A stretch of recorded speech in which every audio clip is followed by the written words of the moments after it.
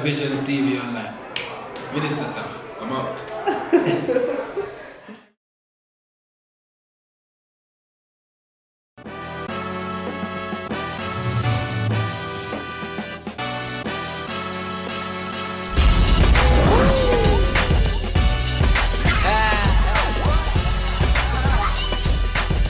Let's fly, sky high.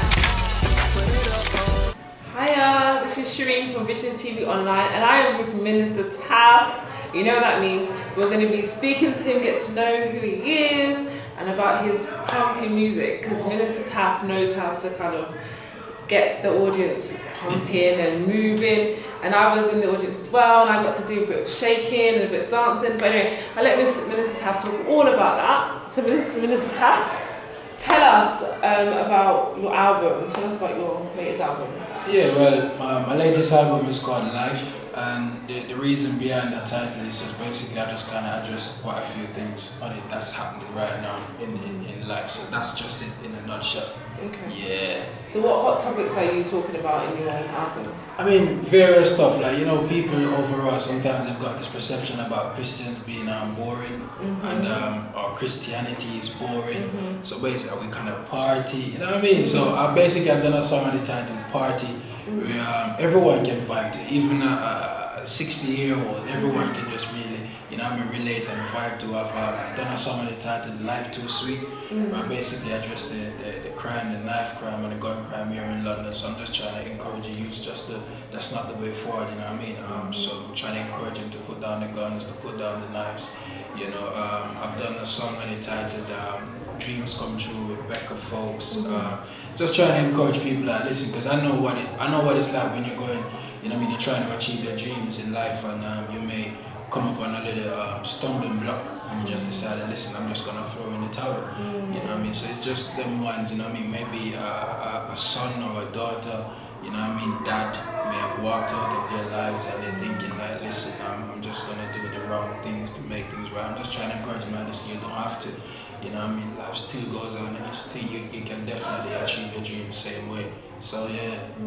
So I'm going to touch on a few things. So you spoke about, you know, Christianity being boring, and I think, you know, sometimes when I first became Christian, it was like I was amongst a lot of young people, and it's like, guys, what are we doing this weekend? It was like, oh, nothing, we've got nowhere to go. And it's like, okay, what are we doing next weekend? Oh, nothing, we've got nowhere to go. So I think it's important to kind of create that space and create the music to go with it, to let people know, actually, no, it's not, you don't have to be boring to be Christian. Exactly. You know, God doesn't want you to be boring. He wants you to have a life that actually shines in a way. Yeah. So then that speaks to other people, and then that will bring other people into the faith and get to know, like, who is your God, or, you know, who's this man Jesus? Do you understand? So it's not all about, you know, oh, I'm just going to be here and sitting down at home and reading my Bible. Like, yes, do that, but at the same time, live your life.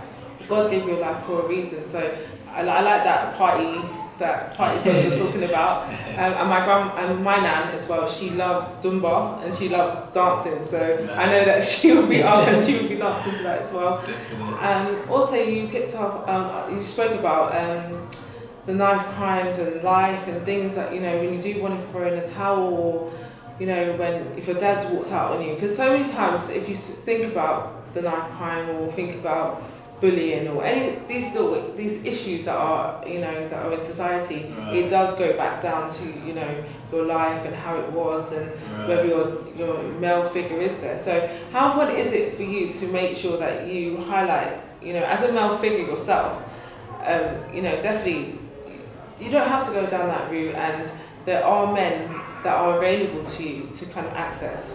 Like, how does that speak to you, basically? I mean, for me, I give God thanks. I was brought up with both parents in my life, but we weren't privileged like other kids. So, because I grew up in like, we struggled a lot. There was a lot of nights when I go to my bed without food and stuff like that, you know what I mean? Even in one of my songs I talk about me and my friends eating sugar cane for lunch, which is facts, you know what I mean? I'm not ashamed of it. So, I mean, looking at that, I could have at least, let's say, look to go rob someone, or I could look to go say, I'm going to sell drugs.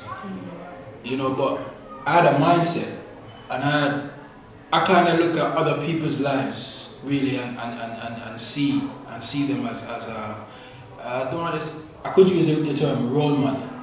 That really inspired me that listen, you don't have to do this thing to achieve. I've got friends like they grew up in a similar background to me, and their father left. They weren't so blessed enough to have both parents, and they use their gifts and their talents, to come out of that struggle and making a difference now in other people's lives.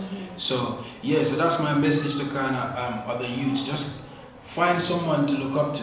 I mean, there's plenty of role models out there.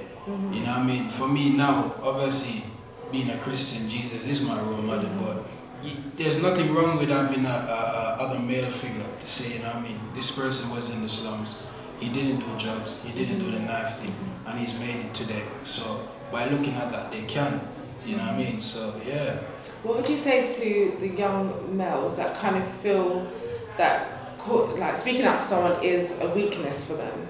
So like to say, oh, I'm going through this, I need a bit of help, and they see it as being too vulnerable. Like, what would you say to those people like that? For me, I would say there's nothing wrong in doing that. I'm a man, and sometimes people have this tendency of saying that men are weak when they cry. It's nonsense. Yeah, it makes them stronger if anything. Yeah, exactly. It makes you stronger if anything. I mean, being able to sit with someone, what I'll advise that person to just find someone who they can confide in.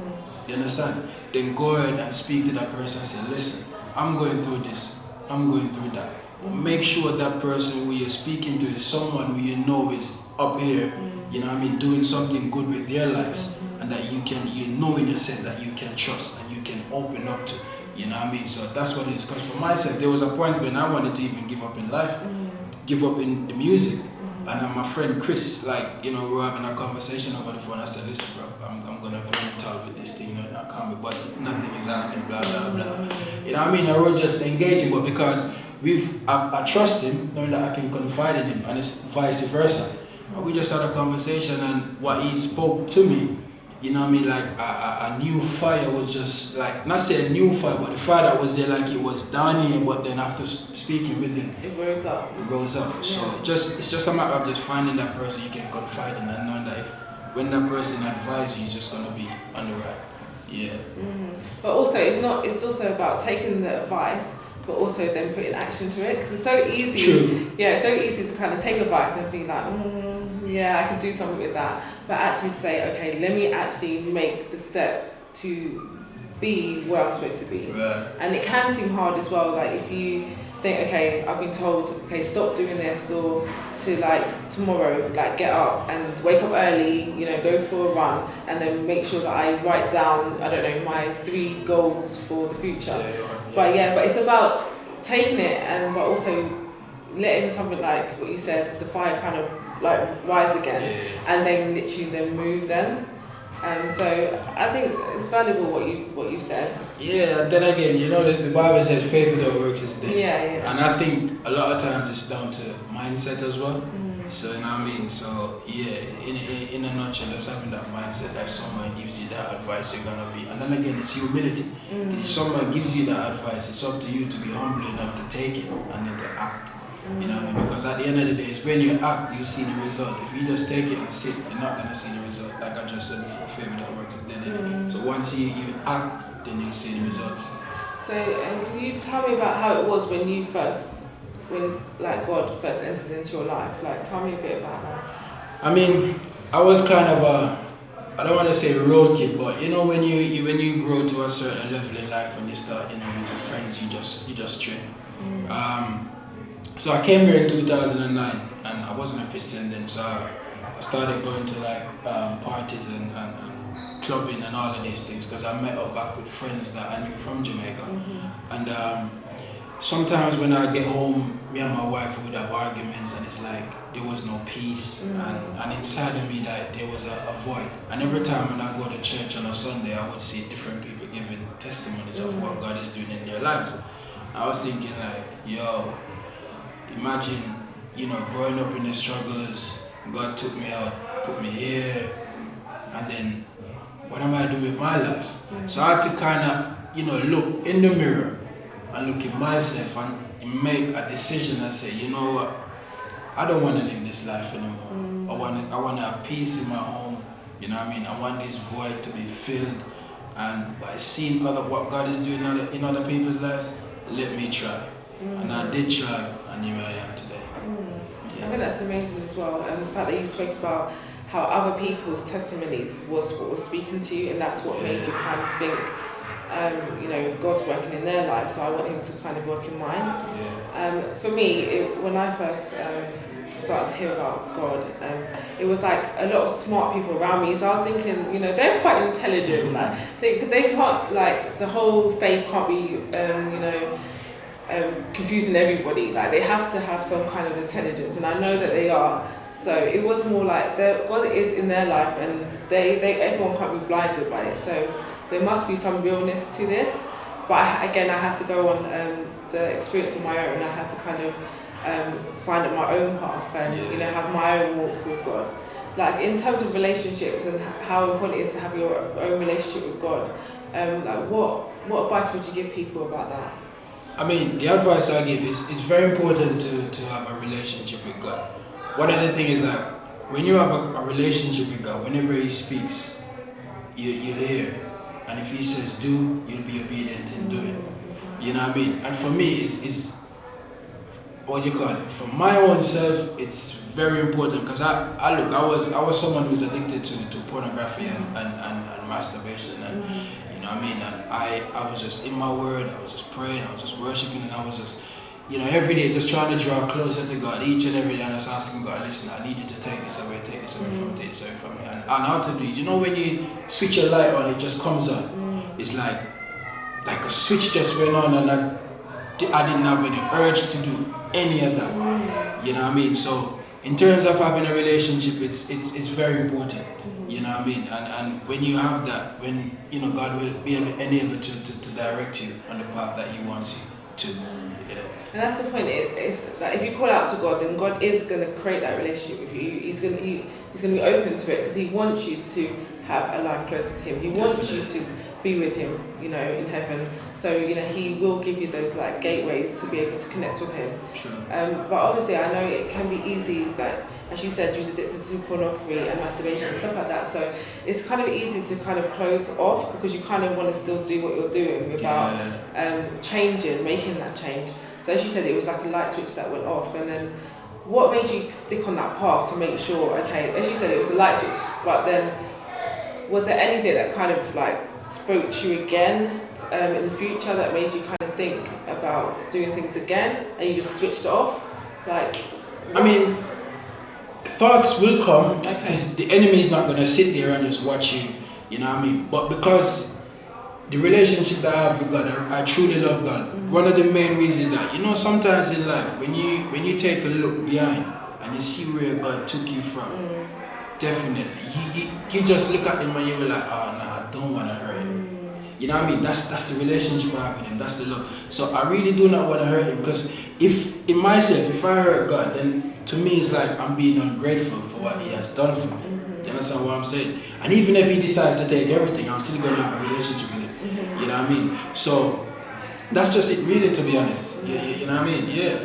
And that's the whole thing. It's not only when things are going good that you have a relationship with God. It's like whether I have something, whether I have nothing. Exactly. I'm going to keep going. Because you spoke about before, is that you got to the point where you was like, I don't know if I'm going to do this anymore.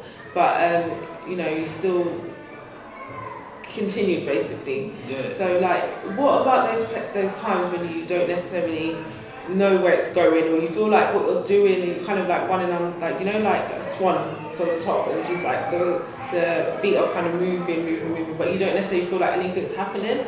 Like, what would you say to anyone going through that sort of situation? I mean, for me, what I definitely say is this. You see, I know sometimes it's not easy, and it wasn't easy for me either. But then again, like I said, it's a mindset, and when you're in the Word. For example, if you could see in the spiritual realm, and like say for example, there's this veil, and you could just move it, and you see, okay, this is what God is doing in your life. Okay, let's say tomorrow this is going to happen, then it wouldn't take faith. So I have to have these sort of things in the back of my head, knowing that he's doing something, and the word is so important. You know what I mean? He said all things work together for good. So that means even if I don't see anything right now going on, I know he's working behind the scenes. And these are the things that I have to keep saying in my head. And that's why it's important to have that relationship. And having that relationship is being in the Word, knowing the Word, because that's what feeds you and that's what will really strengthen you. And having, close-knit people that really, are there to encourage you as well. If you drop tape, you get back up. So, yeah. Wow. That's so amazing, the fact that, that you have that understanding and you're completely cemented in knowing, like, I am for God, nothing can take me away. And that's a great place to be, and that you know that you won't be shaken, you won't be stirred. So that is like a good role model, a good example to like so many people. Just keep going. It's not always easy. You can't always see the bigger picture, but God has something on the other side for you. Exactly. No doubt about that. So all of us have a purpose. Definitely, yes. Yes. Yeah, we all have a purpose. So it's just about having that in the back of your head and just knowing that, okay, things may not look bright now, but like they say at the end of the tunnel or something like that, there's light at the end of the tunnel. Exactly. You know what I mean? So just keep going. Keep going. Even on my album, I've done it sometimes to don't give up, and it's just kind of that. You know what I mean? Just encouraging people about not giving up. You might be only have £5 in your pocket. You know what I mean? Still don't give up. If you have to use it to buy a bus pass to get to work, and you might have to just drink water at work, do it. Something is gonna happen. Just keep going, no matter what. Keep going, no matter how hard it gets. Keep going. Yeah. Okay. You recently had an interview with Keep the Faith about Keep the Faith. With Unbound, founder of Unbound. What was that interview like? It was good, Basically, she just kind of, she done the article on the album and about the song Life Too Sweet, which I addressed about, just said earlier about the life and the gun crime. So it was really good, you know what I mean? And to see Ty Tribbett on the same page. Oh, okay. Wow. You know what I mean? It was a blessing. So, shout out to Ada Hayes, the founder of Unbound. Shout out to Daisy. For doing that article, I appreciate that. Shout out to Daisy. Okay. So, are there any future things on the burner? Anything that's about to happen? Just to be honest, from the album, just a few music videos. I'm looking to shoot. Where are you looking to shoot them? See what for me, like even this whole album, I always just ask God just to direct me. So if God said A, then I just go A. If He says B, then it's B. Because even with the entire people that was on the album, it was just God led. Emmanuel Smith, Becca Fox, like I said, Fiona York, my wife, Andrew Bello. You know what I mean? And every song it just complements the people that features on it. So wherever God said I should shoot that video, that's where I'm going really. So yeah.